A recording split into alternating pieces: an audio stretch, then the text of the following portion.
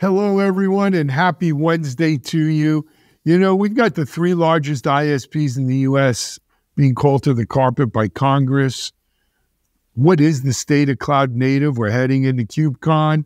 And do we have digital twin schizophrenia? You're watching Techstrong Gang.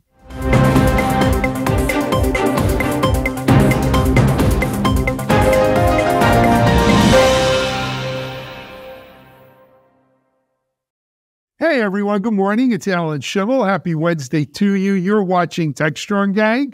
As I mentioned, we've got three interesting topics to go over today, a little of this and that. Speaking of a little of this and that, I'm joined by some of this and that. First of all, joining us from out in Las Vegas, where he was up. Well, it wasn't too late on the West Coast there to watch the Yankees play. So you got a chance to see that. You had to be happy with that game, Mike. I was happy with it. It's all good, and but I don't take those Guardians, formerly known as Indians, for granted, because this is the seventh time we've played them in the playoffs. So yeah, and they've got a lot of pitching. But anyway, Mike Vizard, our Chief Technology Officer, joins us. He's out in Las Vegas at I think it's a BMC conference. Yeah, so I mean, I wouldn't call it this and that as much as I would, since Paul is here. It's riff and raff. Riff and raff. Okay, and I'm not going to ask who the raff is, but anyway, thanks for joining us. I know it's early up on your end of the world there, Mike. As Mike intimated, Paul Nashawaty, Futurum Group DevOps analyst and cloud native as well, I believe, covers the cloud native space. Paul, it's great to see you. Where are you joining us from today? Yeah, great to be here, Alan. I get to be on the set with you. I'm in North Carolina. I'm in my home office. Home. Okay. Yeah, right now, and soon to be back on the road. Just like I was going to say, not for long. Not for long. Nature of the business. Yeah, you weren't impacted by the storms up there, were you? Little bit, yeah, a little bit. But we can speak an hour on that phone, but we won't. Yeah, so, no, I think that was last week's show. We spoke about it. Right. A little bit about that. But anyway, it's great to have you on, Paul, and thanks for joining us. So, guys, let's just jump right in, if you don't mind. Our first block today is regarding the state of cloud native, a new survey out over in Cloud Native Now. There's an article around it. Mike, you want to kick it? Yeah, this is part of an ongoing series of articles that we've put together off of this report on DevOps Next, which you guys can find on the websites and download, and there's a link in this particular article. And in this segment, we're looking at, well, what is the level of interest in container technologies, orchestration, and all things cloud native? And similar to the other reports, 20% of folks are actively engaged in investments, and the other another 40% are kind of somewhere in the modest part of that investment. And Paul, I'd love to get your opinion, because I know you track a lot of data reports in this space, but one of the things that struck me, it's like this whole shift to cloud native hasn't occurred with the big bang effect that I think we initially expected. It's been a slow roll evolution, but I kind of feel like we're there now. Yeah, like it's a good point. You're right. I really love this study that you have on the Techstrong site. The study covering the growth and awareness around containerization and such is always interesting. I want to start with what you just kind of hit on, which is the adoption of cloud native. There was this initial big bang, like, hey, we're going to move to cloud. Everything's going to move to cloud. Everything is going to move in that direction. And unfortunately, the movement hasn't been as rapid as we like to see. And what I think really happened was, organizations got smart and didn't chase the shiny object. And unfortunately, as organizations go, typically there's a new shiny object and everybody's chasing it. Nowadays, it's AI, everybody's chasing the shiny object, right? But when we talk about containerization, there's advantages to move to containerization, especially when you look at cloud native. And when we look at the research mentioned, the 20% making significant investments and 40% making modest investments. I look at my recent research, and I show that 30 to 60% of production applications are running containerization for their production applications. Now, with that said, a lot of information that's happening in that space is understanding what needs to be refactored and what doesn't need to be refactored is equally important. The fact is heritage applications, I like to call them, is those maybe monolithic applications may not need to be refactored. There may be a reason to move it off their existing infrastructure and make them cloud ready. So maybe those heritage applications get encapsulated into a VM, and that becomes a cloud ready state. And that's okay, right? Because now you can move the underlying architecture and infrastructure, move that away and replace it with new modernized infrastructure. All good. But the application business logic may stay as an existing system of record. And new modernization approaches, all built on containerization, are going to be new systems of engagement attached to those existing systems of record. And that is really what pivot happened several years ago. And everybody's like, oh, full force, we're going towards cloud native. We're going to be containerizing microservices and using Kubernetes for orchestration. It's all going to be great. Yes, true, but that's not what's necessary for all heritage applications as well. So I think that organizations got smart, understand what their impact is, and why containerization is being adopted the way it is. Building on that, Paul, I always look at it this way. When we talk about moving to the cloud, that sort of started around 2005, 2006 to public cloud infrastructure as a service. And let's call it what it was and what it is. It was moving to virtualized services, moving to virtualized infrastructure, whether it was VM or some other hypervisor, you were building on top of the hypervisor. Yep.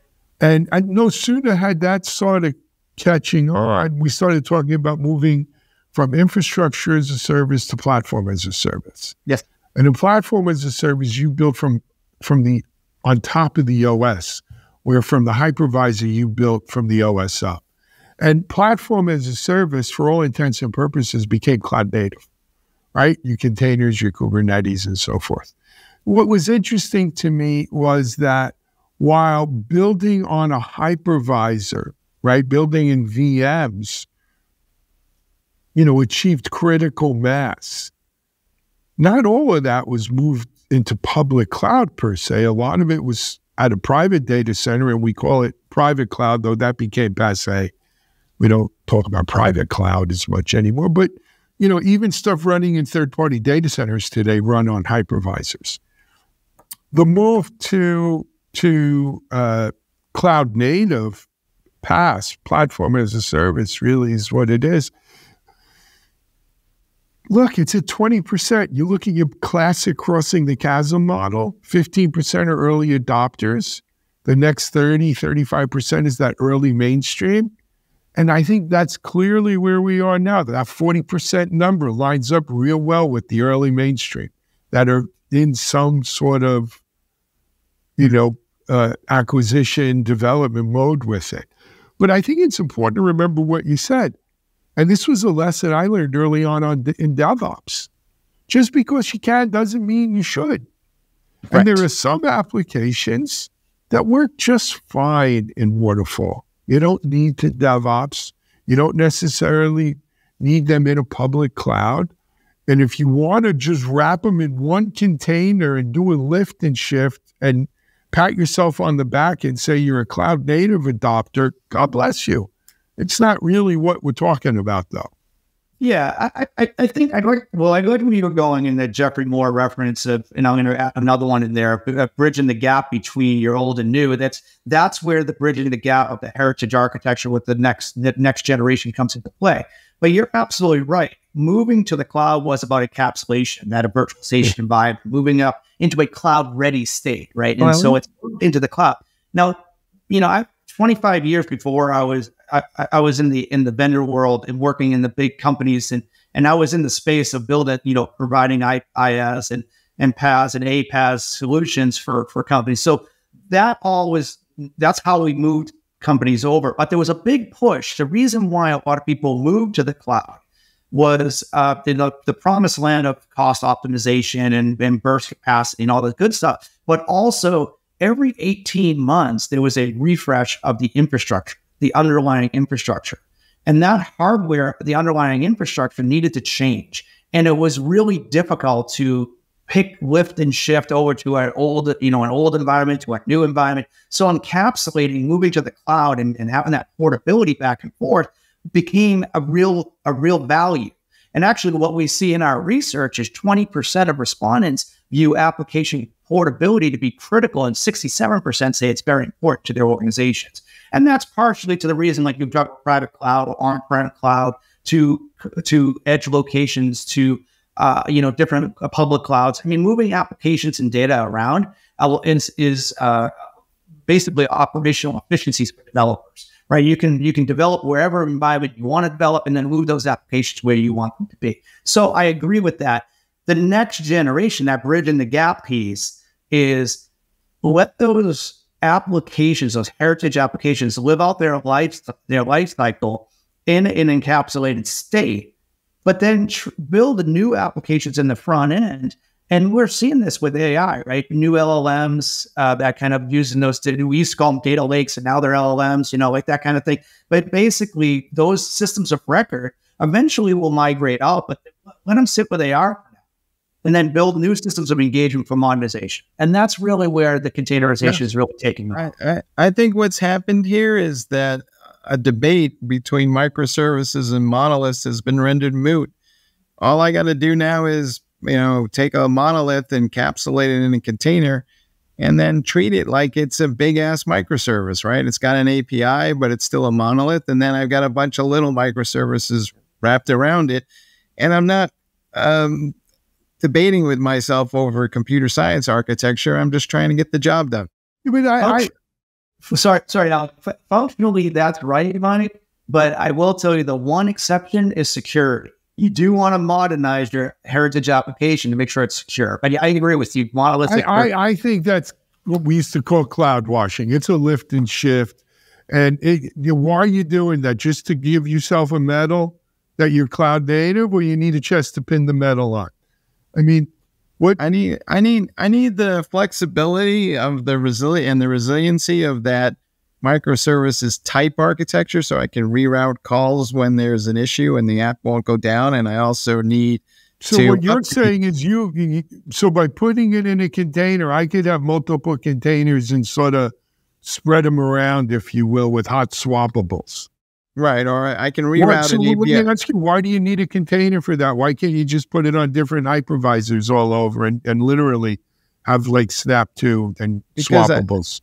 Because I can move the container much more easily than I can the virtual machine. The VMware virtual machine isn't really that. You do it as a chef recipe or a Puppet script. Too hard, pain in the ass, and then I got to get people other than developers to do it. Yeah, the promise of microservices allows you to do incremental updates without having to bring down the entire application. That's the promise. And then if you have the ephemeral nature of it. Correct. And then the impact, like I mentioned, security is a huge factor here. That's probably one of the main factors to think about when you're looking at modernizing your application. Kind of make sure you have the latest and greatest protection. And having the ability to react quickly, you can have a microservice to shut down individual components and services versus having to shut down the whole virtual machine. And then over time, I keep shaving functionality off the monolith, right? Because I can then turn subsets of that. So you're talking about a slow burn to a true microservices architecture. All right. I mean, if that's what floats your boat, in my mind, if you don't have a really good reason to do that, don't bother, right? Either you're going to transform or, you're going to evolutionary. Transformation versus evolution. Evolution takes a long damn time. Transformation, a little bit faster. But I think we also see this in numbers, Paul. I'm sure you've seen these numbers that, for new applications, greenfield kind of stuff, man, Kubernetes and containerized infrastructure is dominant, like 80% or better of greenfield apps are built on that cloud native stack. Migration of existing applications, brownfield stuff, much, much less, because they tend to do the lift and shift. unless they're going to re-architect the whole thing into true microservices. Well, Alan, I think that you're spot on. This is kind of where I was going with it.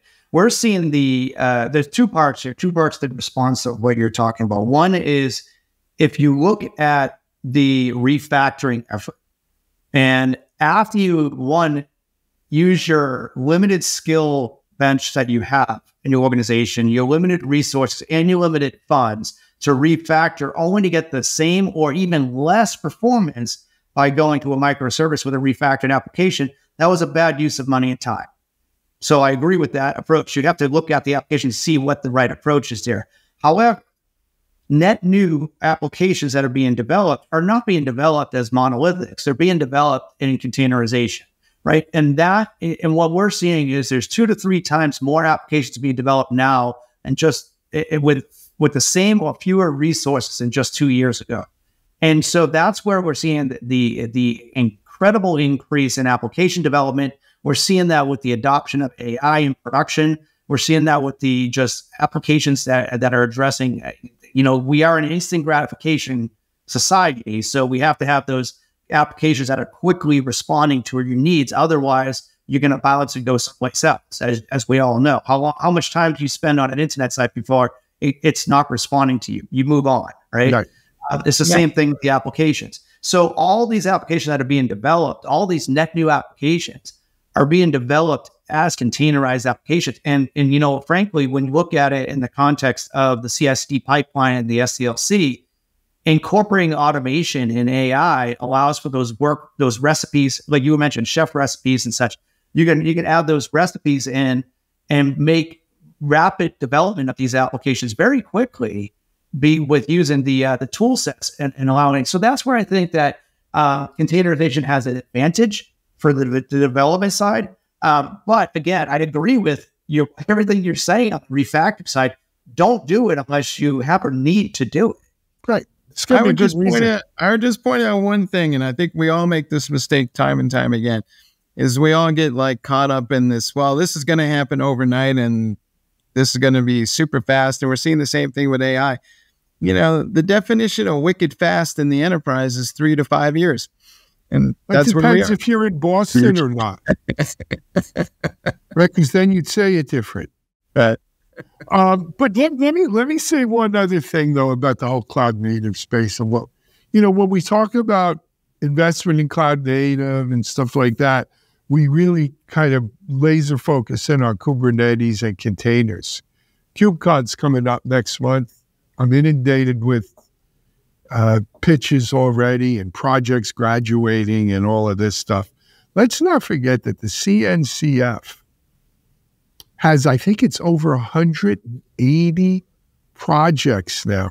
The Cloud Native Computing Foundation has over 180 projects that they are managing that go way beyond Kubernetes and containers, and there's security and mesh and edge and WASM and 180 other places here. And this cloud native ecosystem is becoming very thick, right?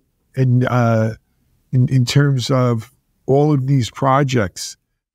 I think part of what's happened is that there's been too much consortium shopping, and now all these consortiums have different projects that overlay into each other, and it's getting a little out of control, to be honest. Well, I mean, that's one way to view it. I think that there's, the innovation, right, is what I'd see. I mean, there's 170 as of 2023. There was 173 projects in the CNCF with over 220,000 contributors over 190 countries, right? And there's 24 graduated projects and 36 incubated projects and 109 projects in the sandbox alone, right? So that's what the KubeCon event is really kind of driving towards. When you look at those numbers, there's reasons why those projects are being built. It's because they're trying to put new ways of doing something that is deemed as inefficient, not effective in the current state today. I mean, will all those projects be individual companies? No, not even close. I think there's going to be a lot of consolidation. The KubeCon is a shopping ground for M&A, right? What's the next acquisition that's going to occur? I mean, look at Cisco going on these buying sprees, right? Look at, the merging of these different tech stacks, Nutanix buying D2IQ. There's a whole bunch of things. And these are the areas that are being scooped up by the larger vendors in space. But I agree that this is an area for innovation and growth. I don't think we should be stifling that at all. I think that's how these bigger companies are going to increase their roadmaps and grow their product sets. Look, let the market have at it, right? These are market forces at work. But guys, we need to take a break. I think we'll be discussing more cloud native as we get closer to KubeCon in less than a month now, just a few weeks. By the way, if you're going to KubeCon, we're sponsoring a great breakfast there Tuesday morning. So check out our Cloud Native Now. We'll probably put up an article and have information on that. But let's take a break here on Techstrong Gang and come back and talk about ISPs under siege. You're watching Techstrong Gang. In a world where every line of code powers the future, every keystroke can introduce new threats. As software evolves, so must security. It's time to rethink how we protect our digital world. Join the leaders in DevSecOps and AI at the OpenText DevSecOps Virtual Summit on September 24th. Discover how innovation is transforming software delivery. Faster, more secure, and smarter. From AI-driven security to the truth behind cloud security, get the insights that will keep you ahead of the curve. Don't just watch the future unfold. Be part of it. Register now and secure your place in tomorrow's world.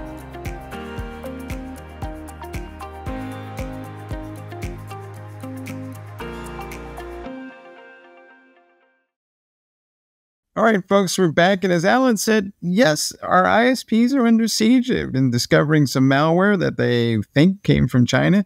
And frankly, when I looked at this whole thing, when it first came out, I was like, well, yeah, water is wet and sky is blue and our adversaries are in our networks. And it didn't really surprise me all that much. But now we are actually putting a task force together to respond, led by the White House. And this is going to be maybe taken more seriously. But Alan, you've been around this space a long time. Am I, maybe seeing the glass as being half full, or is it half empty, or is there no glass at all?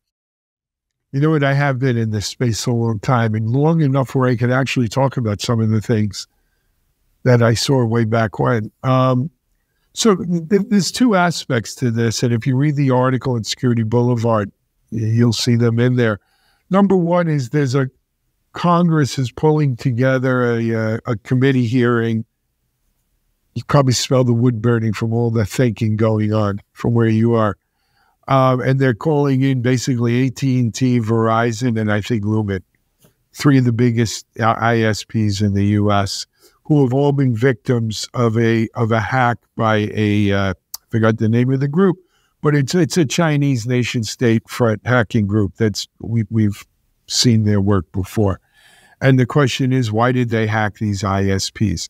Well, probably to get to critical infrastructure type of access and to wreak havoc potentially on U.S. internet access, right? Think of what happens when the internet goes down by you.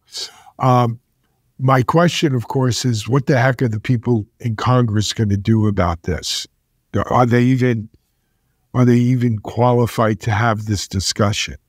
On the other hand, I love what the Biden administration has done around empowering CISA and empowering cybersecurity and making it a priority in this country. I'm not talking about inflation. I'm not talking about responses to hurricanes. I'm not talking about wars. Leave all that crap for the mainstream news. But in terms of technology and cybersecurity, this administration has done more than any administration I've seen in a really long time, right? Between executive orders and what we've seen in CISA. I applaud them putting this together because this crap has been going on for a long time. When I was at Still Secure and we were defending one of the largest continental-based private networks in the world for some military agencies, we were getting 400 to 600,000 potential intrusion, attacks a day. And that was 15, 20 years ago. I still remember when we had our NAC product approved, for information assurance, and we were selling it to many people within the DoD, many agencies. And we got a call if we could write a test that would determine whether or not a USB port was open on a laptop. And they said, yeah, we could probably write that test pretty easily. What are USB ports open? They said, well, not anymore. We're going to be closing all USB ports. And it wasn't until much later we all found out, right? Someone scattered a bunch of USB thumb drives in the Pentagon parking lot, and people were bringing them in and bringing them into plugging them into their laptop. And, rumor has it that's how the stealth fighter planes made their way to China.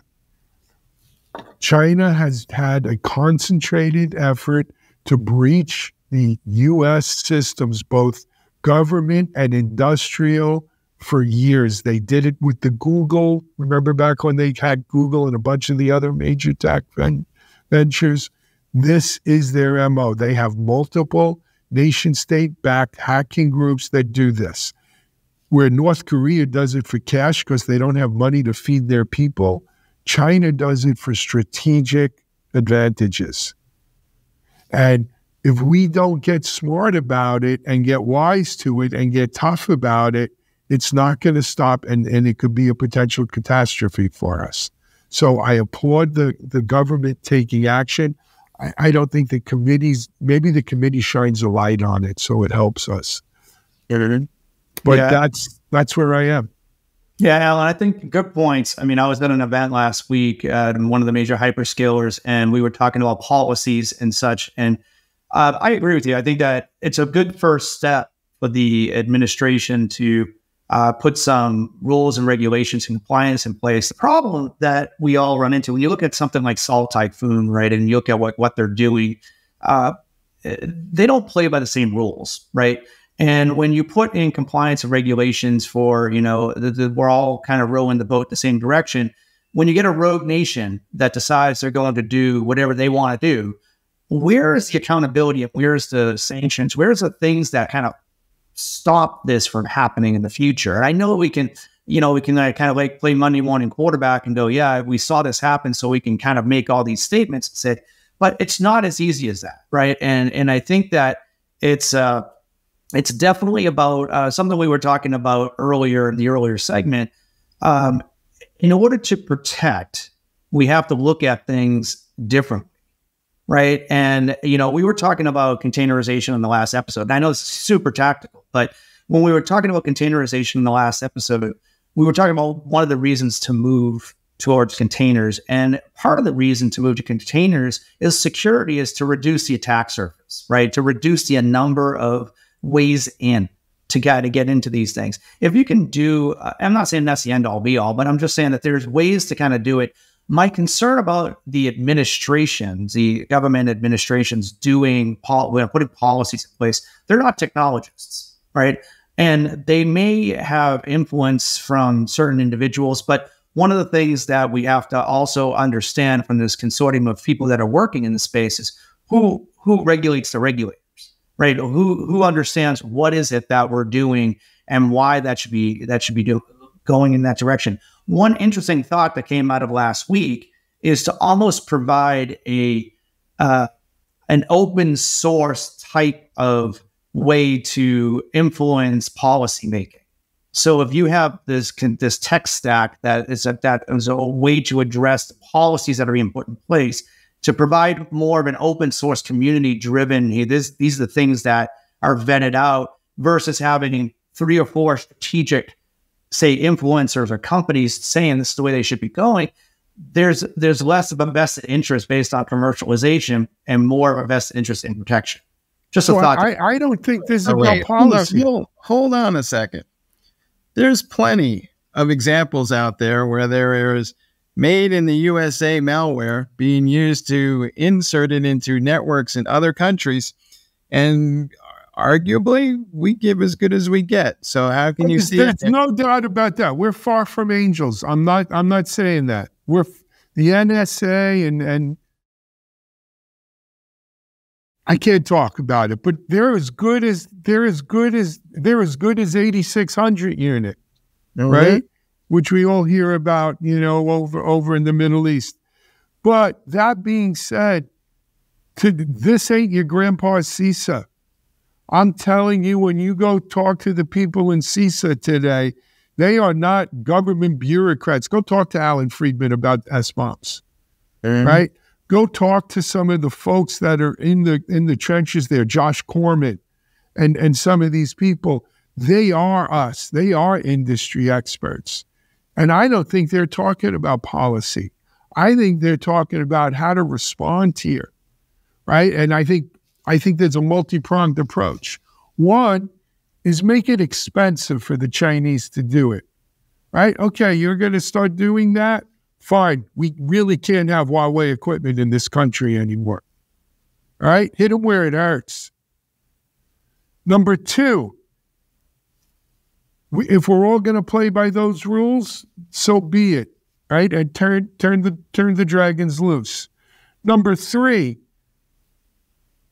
these ISPs can't do it alone. We need to support them with our top lines, whether they be at the NSA or somewhere else. We need to support them with money. We need to support them with friendly legislation. They need help. We need a public-private. This is back when World War II, right? I mean, I wasn't alive, barely. But, from what my grandma used to tell me, you'd get in the elevator and there'd be a sign that says, shh, you don't know who's listening, right? And all of these kinds of things where you had this public-private partnership in corporations. We built an atomic bomb and no one knew we were building it because you had, almost. But don't stop me now. Don't stop me now, Mike. But, public-private partnerships, we can't, no company can do this alone. The Chinese represent a very, very big threat here, guys. And we need all hands on deck. And that's what I think this is really about, right? Pulling together a national consensus of how do we confront these people who are, this is espionage, plain and simple. I think the move in Congress is part of that effort, right? And kind of rallying the troops. And it's show and tell. Right. But, anyway, I'll get off my soapbox now and remind everyone to vote. But we'll go from there. But that's how I feel about it. And as I said, I've been involved in security at the federal level, going back to the early 2000s through maybe 2009 or 10, and it's only gotten worse. The one thing I don't want to hear is a bunch of ISPs going around, oh, well, we just supply dumb pipes and we're not responsible for any of this stuff. So, yeah, I don't think that's going to cut it anymore. Yeah. I don't think so. All right. Let's take a break then. I think we talked this one out. Even Paul has nothing more to say. We're going to take a break. You're watching Techstrong Gang. Let's come back and talk about digital twin schizophrenia. Okay. You're watching Techstrong Gang. Discover Techstrong Group, the epicenter of tech innovation. We're your go-to for reaching IT leaders and practitioners worldwide. Our secret? Impactful content that sparks awareness, engagement, and top-quality leads. With us, you'll access editorial websites, streaming videos, virtual events, custom content, analyst research, and more. Join our satisfied clients. Let's revolutionize your tech journey. Contact us today and tell your story to the world in the most powerful way with Techstrong Group. All right, we're back and we're talking about digital twins. And for those of you who did not know, there is such a thing as the Digital Twin Consortium. And they are out promoting usage of digital twins in a lot of different applications. And part of the problem that they're running into is everybody has it in their head that these digital twin applications are these major endeavors, such as I'm going to build a digital twin of an aircraft engine so I can train people, and then I'm going to give them all these high-end goggles and they can go off and do something interesting. And the consortium is kind of saying, well, there's actually a lot of different use cases that kind of fall into 4 general categories. And it's suggesting that we're limiting our imaginations too much because we're thinking of it as these big applications when there are plenty of use cases for digital twins that are much smaller, less costly, and could be done in interesting ways. One of them is, in the DevOps space. We talked to these folks over at System Initiative, and essentially they are creating models of application environments, and that's a form of a digital twin when you look at it. So, Alan, I don't know. I think we've been talking about digital twins for a while, and frankly, I thought there'd be a lot more of them around by now.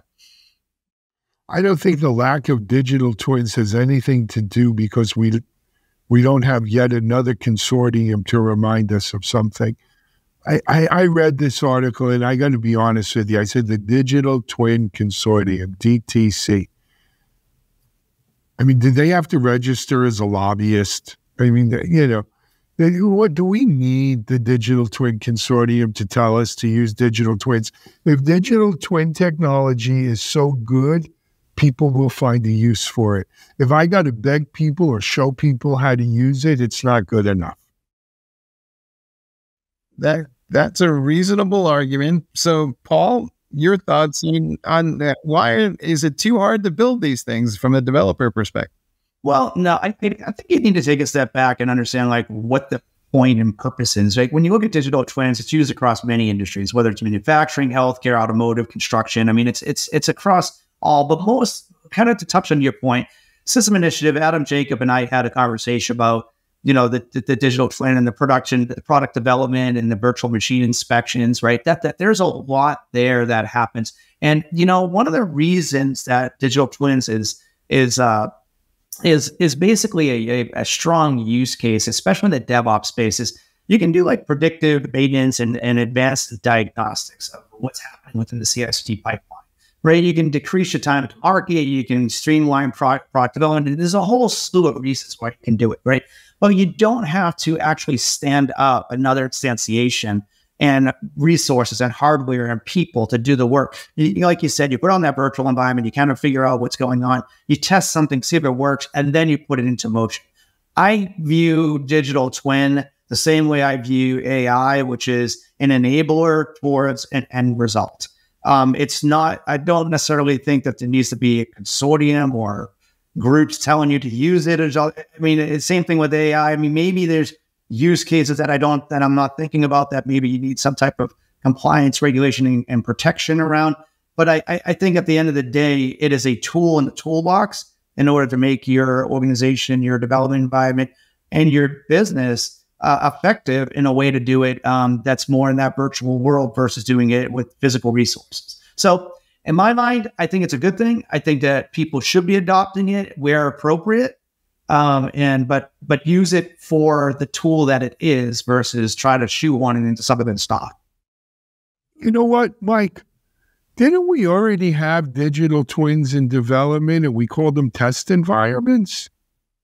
You could argue that maybe a form of that. Maybe they weren't full boat twins because they never actually looked like the production environment. Well, that was the idea behind, was to make them look as much like as your production environment as you reasonably can. Yeah, the main difference, Alan, I think, is with a digital twin, you have a digital instantiation of that test environment versus have to stand up another instantiation of the test environment, if that makes sense.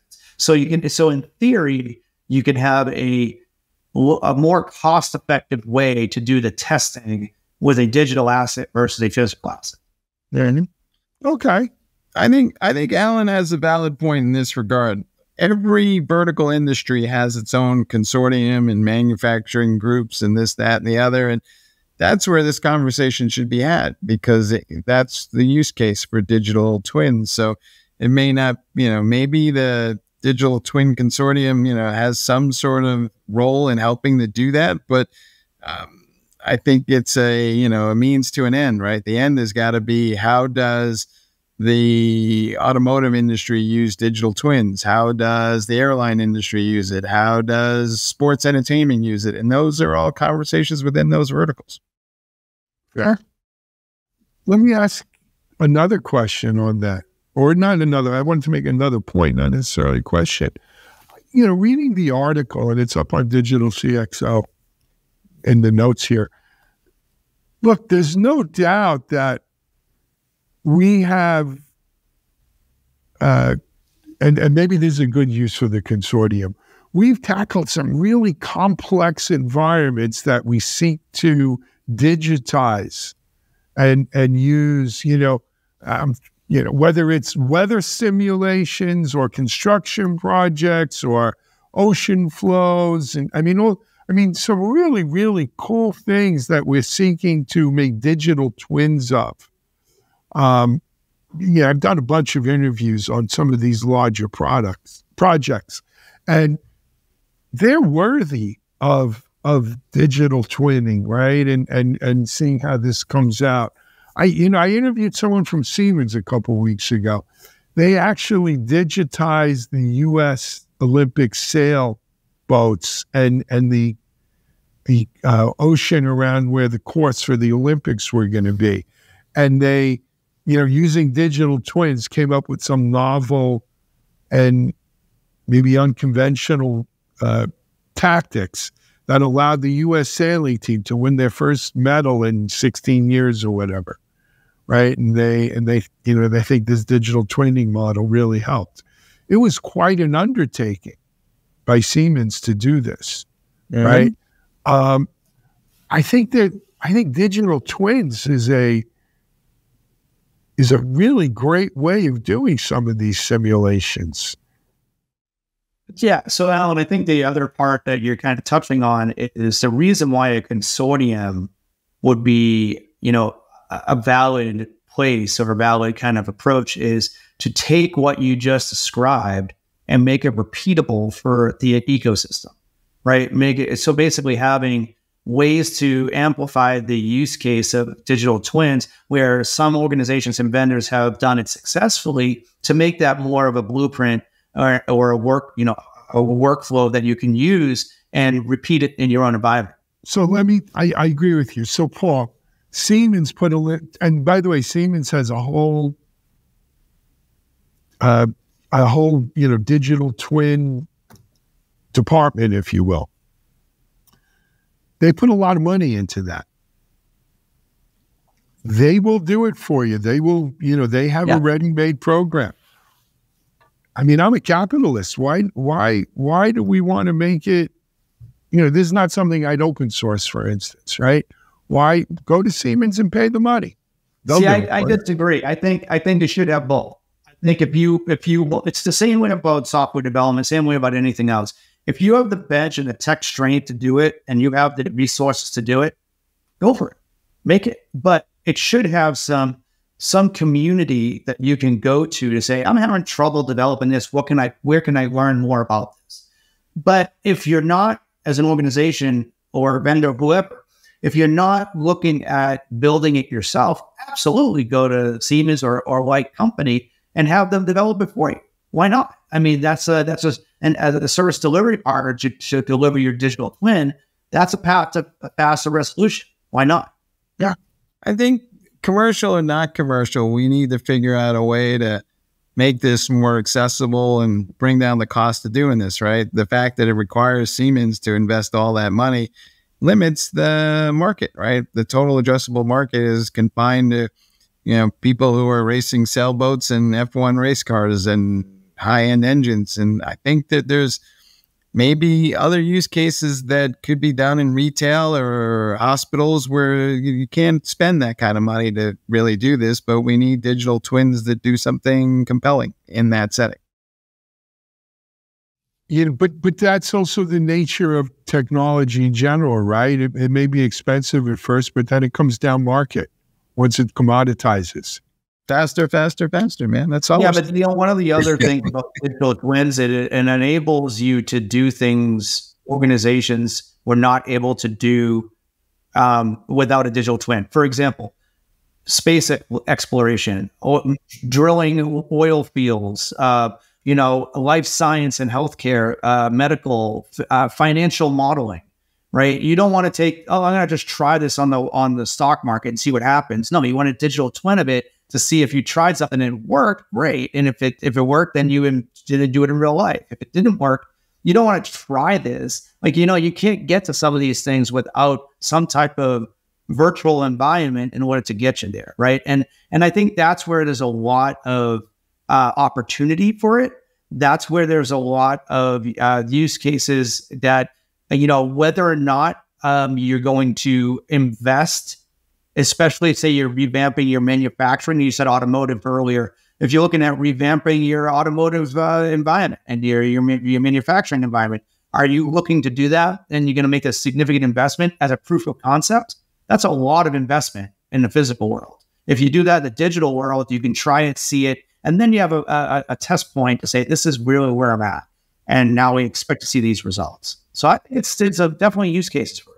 I think the cost of experimentation comes down. You still eventually have to build something physical, but at the very least you have a better chance of knowing that this thing's going to work versus today.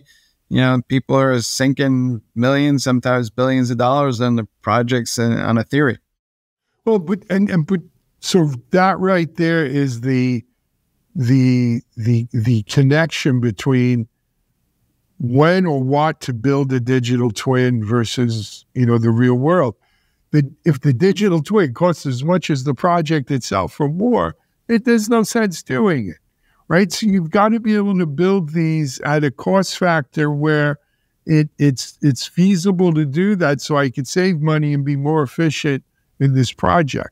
And that's why some small projects may not fit for this until it gets much, much cheaper to do that. Unless I just decide to turn on my 3D printer and keep making parts until it works, right? You can do that too, but those 3D printers are slow. That's a whole nother story though. Guys, I think we've talked out our Techstrong Gang for today. We've got our normal show in. Paul, thank you very much for joining us. I'm glad to see you're home for at least a little bit. Thank you. Thanks for having me today. It's been great. Mike, enjoy Vegas. You won't be here tomorrow, right? You are. I will be here tomorrow, and we'll talk a little bit about what's going on at BMC. Oh, very good. Looking forward to that. Actually, I won't be here tomorrow. Right. And I won't be here the day after. I'll be here the day after that. So you'll be here. All right. Guys. I see you 2 days from now. Exactly. Through the magic of television. Thank you all for joining us today on Techstrong Gang. We hope you've enjoyed this. Just a reminder, we've got a full Techstrong TV schedule today. And we also have some Tech Field Day. I think Tech Field Day cybersecurity going on. And we'll have that on Techstrong Gang here too. So stay tuned for that. Until next time, though, this is Alan Shimel on behalf of Mike Vizard, Paul Nashawaty. Thank you for joining us today. Have a great day, everyone.